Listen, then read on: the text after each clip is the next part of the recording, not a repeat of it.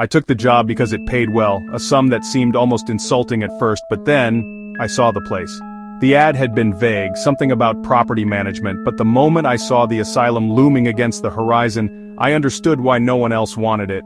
The silhouette against the perpetually bruised sky spoke volumes. Caretaker of an old decommissioned asylum tucked deep in the countryside, the kind of place where the silence itself felt heavy, like a blanket of unspoken stories. The gates were padlocked, a futile attempt to keep the curious and the desperate out. The sign, barely clinging to the rusted metal, was a stark reminder of what this place once was, and what it no longer could be. A dozen empty halls, each one echoing with the ghosts of forgotten patients. Crumbling stairwells that groaned under the slightest weight, leading to nowhere. Broken windows that offered glimpses of a world that had moved on, leaving this place behind. Mold bloomed in the walls, a testament to the decay that had seeped into every corner of the building. The air itself was thick with the scent of dampness and something else, something indefinable, but undeniably unsettling. The kind of place that felt like it remembered things, bad things, things that were better left forgotten. You could feel it in the chill that permeated the air, even on the warmest days. The graffiti scrawled on the walls, desperate pleas and angry outbursts, hinted at the suffering that had taken place within these walls. The water damage, like tears streaming down a face, seemed to weep for the lost souls who had once called this place home. They told me it was just temporary, a month, maybe 2. Watch the place, keep trespassers out, basic upkeep. They made it sound so simple, so routine. As if guarding a forgotten monument to human suffering was just another 9-to-5 job. I remember thinking as I surveyed the bare room that would be my sanctuary, that they were either incredibly naive or deliberately downplaying the reality of this place. They gave me keys, a flashlight heavy and reassuring in my hand, a mattress on the floor of the old office, a pathetic attempt at comfort in this desolate place. That's it, my only companions in this decaying mausoleum. The keys, symbols of authority and responsibility, felt more like a burden than a privilege. And the flashlight, my only weapon against the darkness, seemed woefully inadequate against the shadows that danced in the corners of my eyes. First few nights were quiet, dusty, cold, but quiet, until the 5th night. That's when the footsteps started. Not mine, slow, deliberate, always 2 floors above me, never closer, never farther. I checked the building top to bottom. No one. Nothing. Just the sound. Again, the next night, and the next. Then I found the journal, tucked under a loose tile in the old patient wing. Leather cover. Pages stained, torn. Written in pencil. Shaky handwriting. He walks the halls when no one watches. But he's always watching. He never left. He only moved deeper. That same night, the electricity cut out. I lit a candle. Its flame flickered as if someone breathed near it. But I was alone. I was alone. Until I heard my name. Not shouted, not whispered, spoken. From the dark hallway behind me, I turned. Nothing. But the candle went out. I didn't sleep. At dawn, I tried to leave. I packed my bag, took the keys, walked to the front door. It wouldn't open. The keys didn't fit anymore. Not just that door, any door. Every exit was locked. The phone, dead. The windows, nailed shut.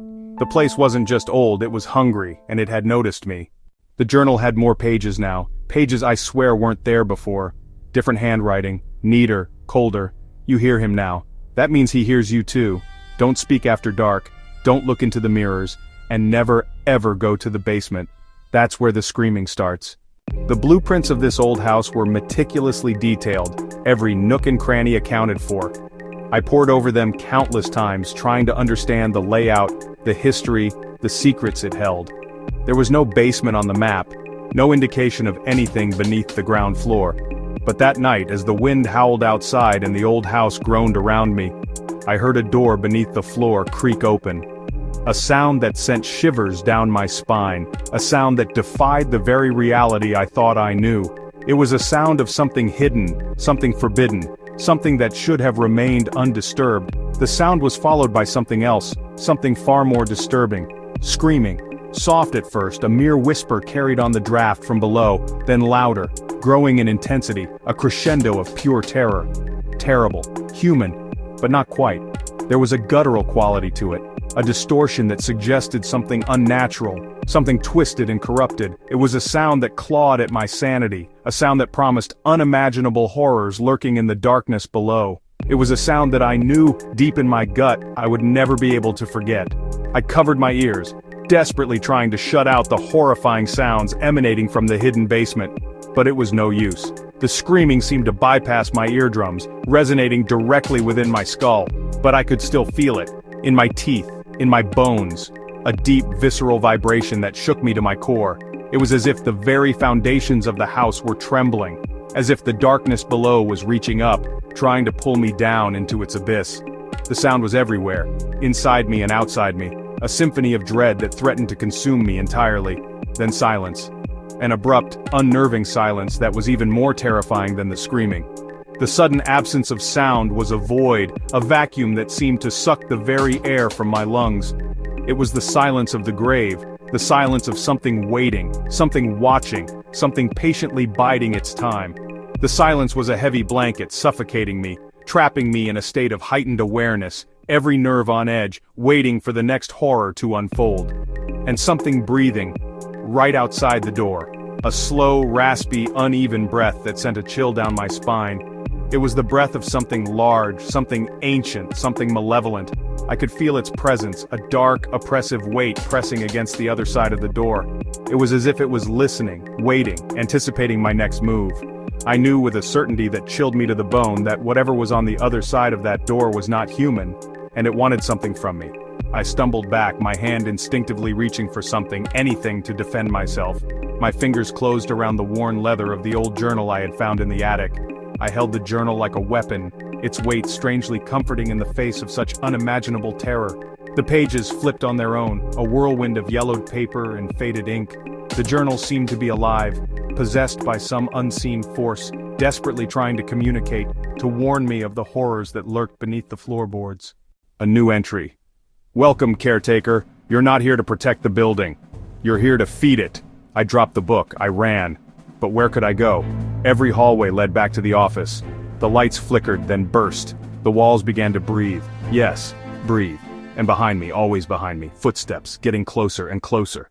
That was 5 days ago. The world outside has faded, the sun a distant memory. I haven't eaten, the gnawing hunger a constant companion. I haven't slept, the shadows dancing with terrors I can barely comprehend. But I keep writing in the journal. It's the only thing that keeps the darkness at bay, the only thread connecting me to sanity, like the others did. I found their journals filled with the same desperate scrawls, the same growing dread, each entry a step closer to the inevitable. Because maybe, just maybe, if I finish this page, if I can just get the story down, the ritual complete, he won't take me tonight. Each word is a prayer, each sentence a shield. But the ink is running low, the pages are dwindling and the shadows are growing longer. But if you're reading this, if these words have found their way to you, it means I failed. My efforts were futile, my hope misplaced. And now it's your turn. The cycle continues, the horror spreads. You are now part of the story, a character in this unending nightmare. There is no escape, no turning back. He doesn't need to find you. He doesn't need to hunt you down. He just needs you to read, to listen, and believe. That's all it takes. A seed of doubt, a flicker of fear, and he's inside your mind, twisting your thoughts, consuming your soul. He feeds on belief, thrives on fear.